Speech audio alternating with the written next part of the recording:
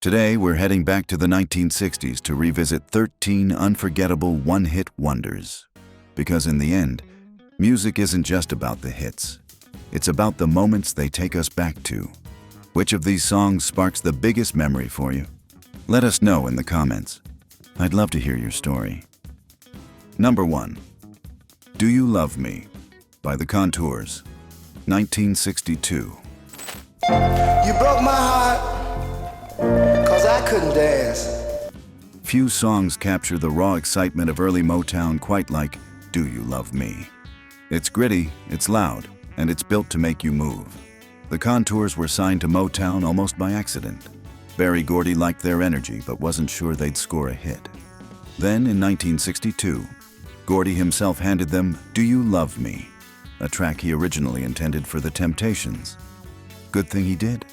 Joe Billingsley and Billy Gordon's raspy lead vocals gave the song its wild, unforgettable edge.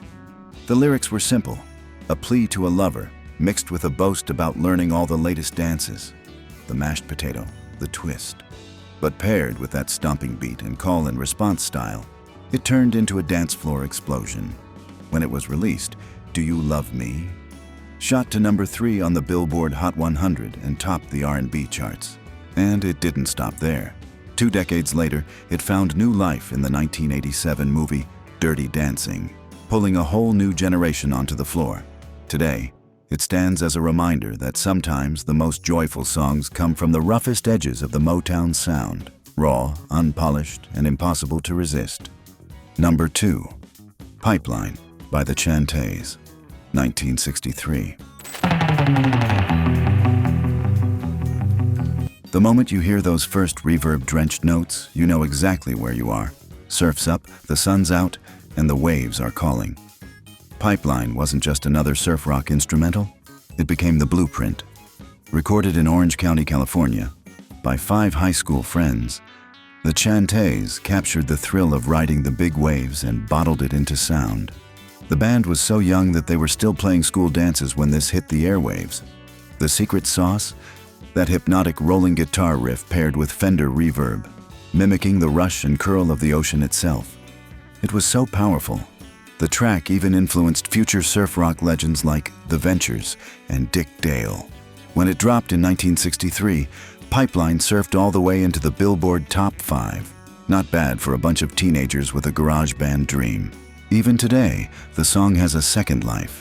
Covered by Stevie Ray Vaughan, The Ventures, and countless surf bands keeping the spirit alive.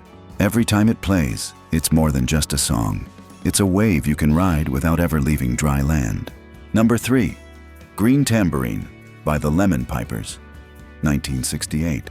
Help a poor man build a pretty dream. If the late 60s had a kaleidoscope soundtrack, Green Tambourine would be right at the center. It's bright, psychedelic, and just a little bit trippy, like stepping into a swirling light show. The Lemon Pipers were a young Ohio band who'd been grinding it out on the rock circuit. But when producers Paul Leka and Shelly Pins handed them Green Tambourine, everything changed. It became one of the very first big hits of what we now call bubblegum pop.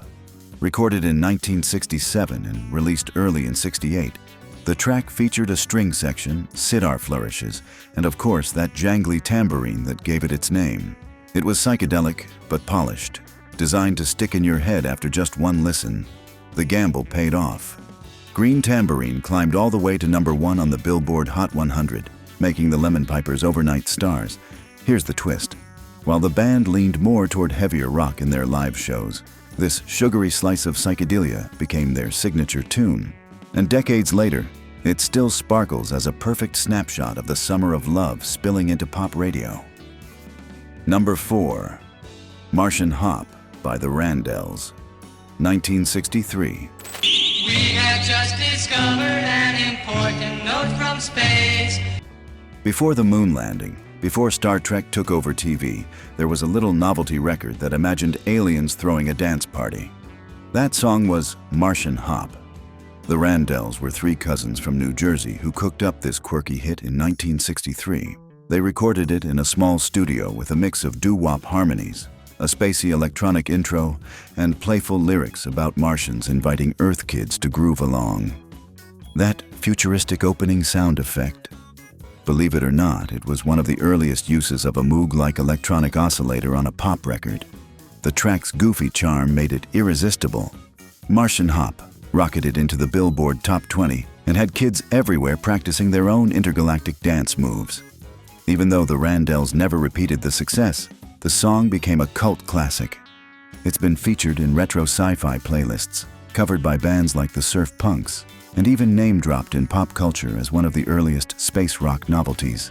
It's silly, it's fun, and it captures that early 60s fascination with space exploration, proof that sometimes even Martians know how to throw a great party. Number 5. Everyone's Gone to the Moon by Jonathan King, 1965. Streets full of people. Some one-hit wonders make you dance. Others make you stop and think. Everyone's Gone to the Moon definitely belongs to the second camp. Jonathan King was just 21 years old, still a student at Cambridge, when he wrote and recorded this haunting ballad in 1965. The title sounds futuristic, but the lyrics are more about loneliness and disconnection than space travel. It struck a chord with listeners in a decade already full of change and uncertainty. Musically, it's simple, just piano, strings, and King's distinctive voice, delivered in a style that felt both melancholy and timeless. The track rose to number 4 on the UK singles chart and cracked the Billboard Hot 100 in the US, giving King an international breakthrough. Here's the surprising part. King never repeated that chart success as a performer. But behind the scenes, he went on to discover and produce artists like Genesis and 10cc. So while Everyone's Gone to the Moon may stand as his lone big hit, it also marks the starting point of a career that quietly shaped British pop for decades. Number 6. Hey Baby by Bruce Channel, 1962.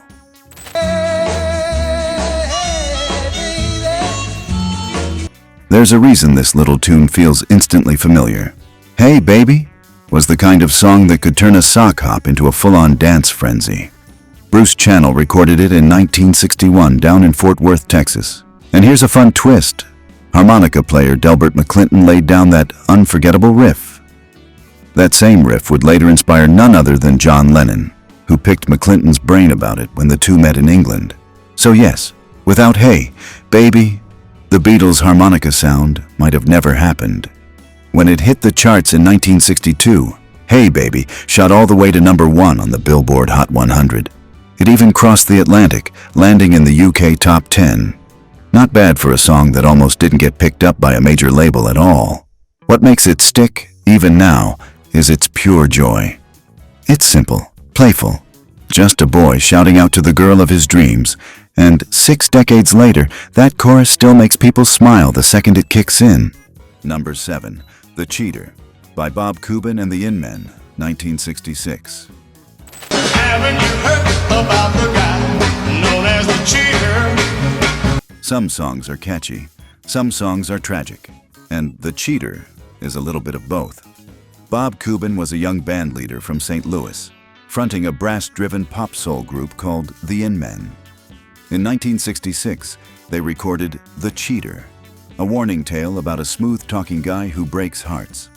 Ironically, it was delivered with a bright, upbeat groove, blaring horns, snapping drums, and a melody that sounded ready for the dance floor. The record became a surprise hit, climbing to number 12 on the Billboard Hot 100. It made Cuban and the In-Men one of the few horn-driven rock bands to break through just as the British invasion was dominating the charts. But here's where the story takes a darker turn. Walter Scott, the band's lead singer, would later be the victim of a real-life tragedy, murdered in the 1980s by his wife's lover. That eerie twist gave The Cheater an unintended afterlife, making the song feel almost prophetic in hindsight. Even so, it remains a gem of mid-60s pop, proof that sometimes the happiest-sounding songs carry the heaviest stories. Number 8. You're My World by Cilla Black, 1964. You're my world, you're every breath I take. Some love songs whisper. This one soars. You're My World is pure drama, delivered with a voice that could stop you in your tracks. Cilla Black was already making waves in Liverpool's booming music scene, managed by none other than Brian Epstein, the same man behind the Beatles. In 1964, she recorded the English version of an Italian ballad called Il mio mondo, with George Martin, the Beatles producer, arranging the sweeping orchestral backing. Cilla turned it into a powerhouse performance. The single shot straight to #1 in the UK and even cracked the top 30 in the US, giving her international recognition. For a working-class girl from Liverpool who once worked as a cloakroom attendant at the Cavern Club, it was a fairy tale rise. The song itself is pure emotion, strings swelling, vocals soaring, every line delivered with conviction. And it stuck. You're My World went on to become her signature song, covered by artists from Tom Jones to Daryl Braithwaite. It's the kind of track that reminds you why the 60s were so magical, when a single voice and a dramatic melody could take over the world. Number 9.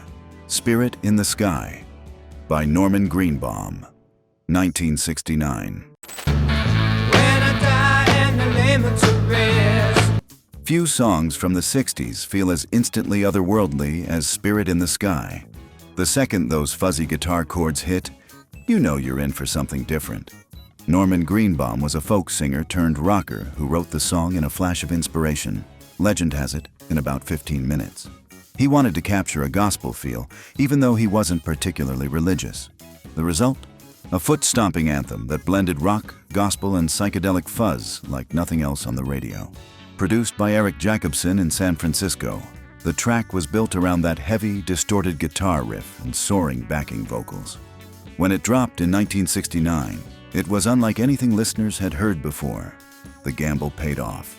Spirit in the Sky climbed to number 3 on the Billboard Hot 100 and number 1 in the UK.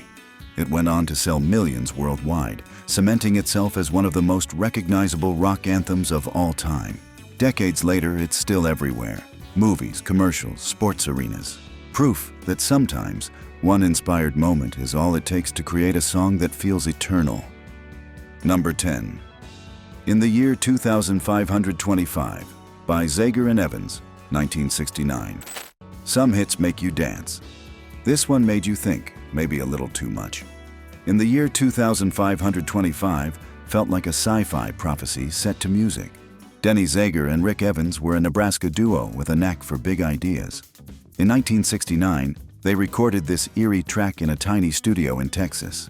Each verse jumps forward 1,000 years, painting a bleak picture of humanity's future. Machines running our lives, love and birth becoming obsolete, and eventually, mankind fading away altogether. It wasn't exactly light listening, but it landed right in the middle of the space race, the Vietnam War, and a world obsessed with what the future might hold. Listeners couldn't get enough. The song shot to number 1 in both the US and the UK, staying on top of the Billboard Hot 100 for 6 straight weeks. Here's the twist. Zager and Evans never had another hit. That makes them the only act in history to top the charts in both America and Britain, and then never return to either chart again. One hit, one warning. One unforgettable time capsule from the edge of the 60s. Number 11. Little Bit of Soul by The Music Explosion, 1967. Now when you're feeling low and the fish won't bite. Some songs are built to last, and this one is pure bottled sunshine. Little Bit of Soul is the kind of track that could turn even the dullest day into a mini dance party. The Music Explosion were a garage band from Mansfield, Ohio, discovered by the same producers who worked with bubblegum pop acts like the Ohio Express. In 1967, they cut Little Bit of Soul, originally written by British songwriters John Carter and Ken Lewis. The producers gave it a raw, driving edge, pairing jangly guitars with upbeat harmonies that made it impossible to sit still. The single soared to number 2 on the Billboard Hot 100, selling over 1 million copies. It became one of the defining hits of the summer of '67, sandwiched between the psychedelic experimentation of the era and the clean fun of bubblegum pop. Here's a fun twist. Punk bands like the Ramones later covered it, proving that the song's simple, feel-good energy crossed generations and genres. The Music Explosion never repeated the success, but with this one track, they carved out a permanent spot in the jukebox of the 60s. Catchy, carefree, and exactly what its title promises. Just a little bit of soul to get you through. Number 12. Sugar Shack by the Fireballs, 1963. Oh, there's a crazy little shack beyond the tracks. Every decade has that one song that just feels like young love. For the early 60s, it was Sugar Shack.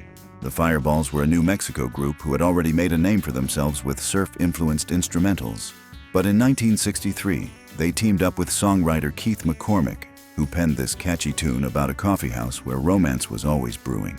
With lead singer Jimmy Gilmer out front, they transformed it into something irresistible.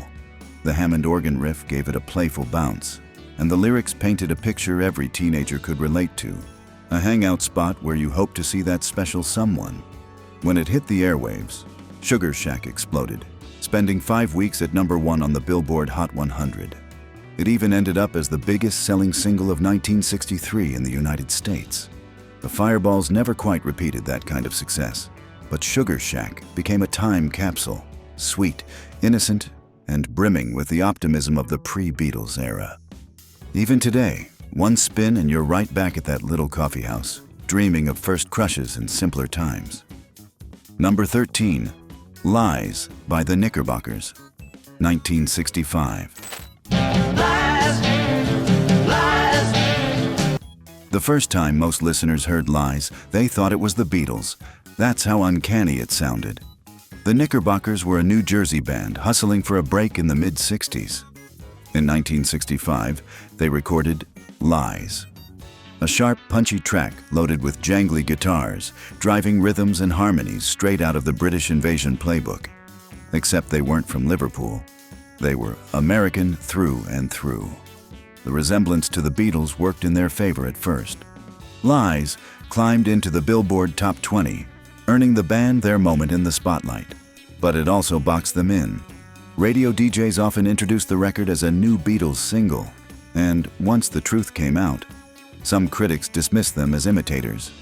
Still, listen closely and you'll hear more than imitation. There's a raw garage rock energy beneath the polish, a spark that made it one of the tightest American responses to Beatlemania. The Knickerbockers never scored another major hit, but Lies remains a cult classic, a perfect snapshot of how powerful the Beatles' influence was, and how one great song could ride that wave straight into rock history. Now it's your turn. What's your favorite one-hit wonder of the 1960s? Drop your memories in the comments. I'd love to hear your stories.